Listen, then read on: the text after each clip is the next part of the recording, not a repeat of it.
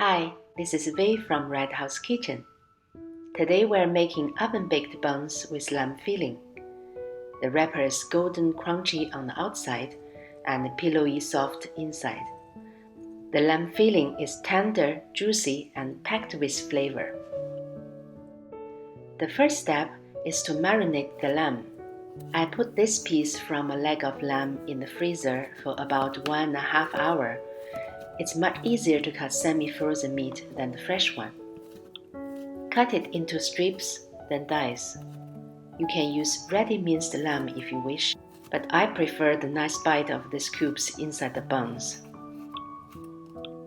For the marinade, you need dark soy sauce, sesame oil, some cornstarch, cumin powder, some water, and salt. Mix everything very well. When all the liquid is absorbed by the lamb, you're done. The next step is to fry the vegetables that go into the filling along with the lamb. Cut onion into small pieces. Its pungent yet sweet taste goes really well with lamb. Grate some carrot, another nice veggie to pair with lamb. I like chopping it a little smaller. I've trimmed some fat from the leg of lamb. Fry it over low heat. The oil you get from it adds brilliant flavor to the filling.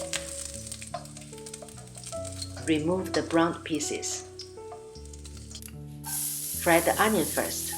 This process will bring out its sweetness and add a caramelized taste. Add chili flakes and the cumin seeds. These two spices are the best flavoring for lamb. Then the carrot goes in. It smells so good.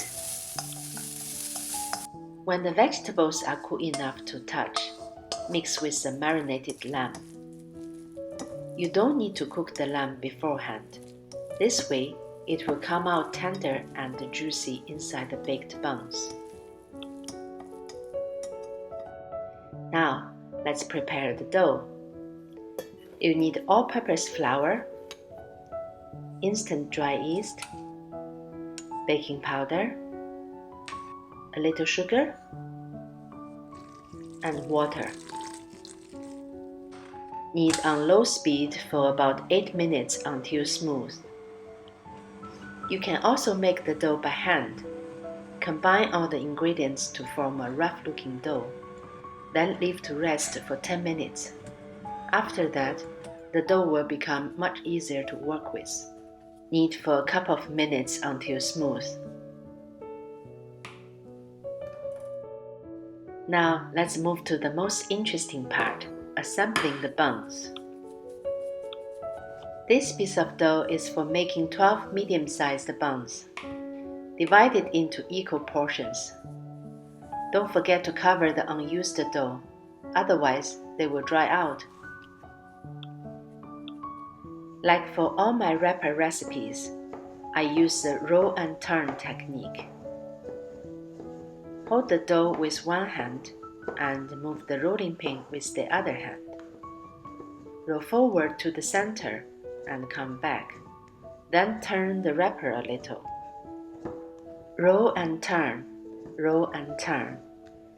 Repeat the movement until you get a wrapper that's thinner on the edge and thicker in the middle, about 12 cm in diameter.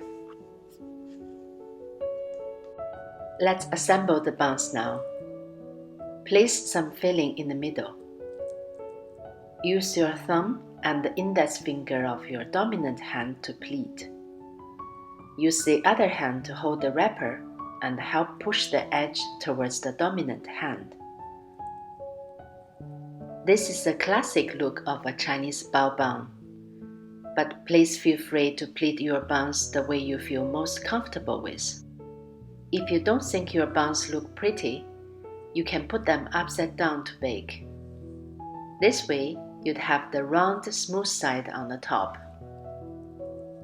I have previously shared a video on 10 ways to fold dumplings.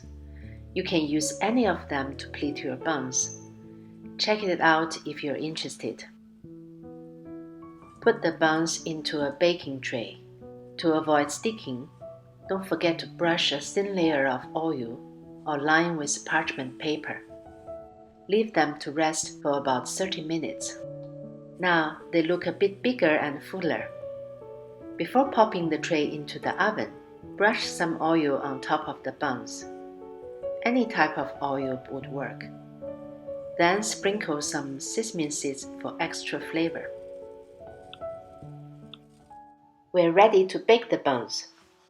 Preheat your oven at 410 degrees Fahrenheit or 210 degrees Celsius. Bake for 18 minutes. Then turn the heat up to 480 degrees Fahrenheit or 250 degrees Celsius.